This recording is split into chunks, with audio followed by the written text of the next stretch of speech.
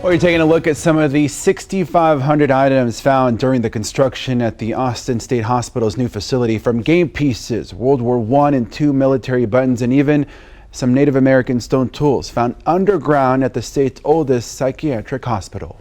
It is a blast from the past. That's what archaeologists have uncovered from the 161-year history of the Austin State Hospital. But what do these items mean about the evolution of how Texas handles mental illness? I'm turning back time at the state hospital.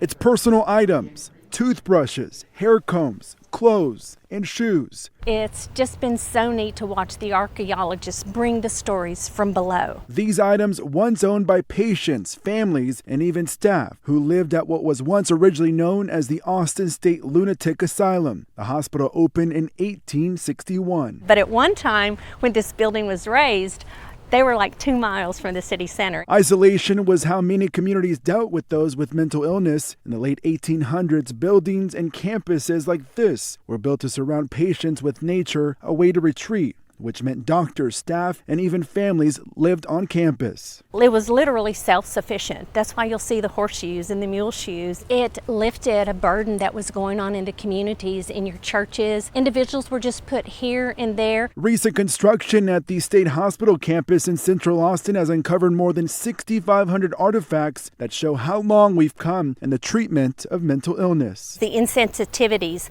of State Lunatic Asylum stamped on a spoon.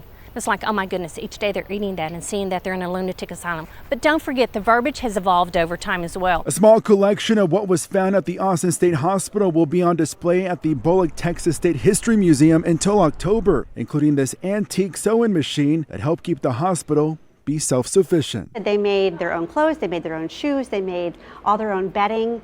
And it was a combination of patients who were working in the same seamstress and tailor shop, as well as professionals. You can see where long ago they were committed to doing the same thing we are now. We've learned a lot from them. We've improved all the way to the point where we realize now that environment makes a big difference in recovery.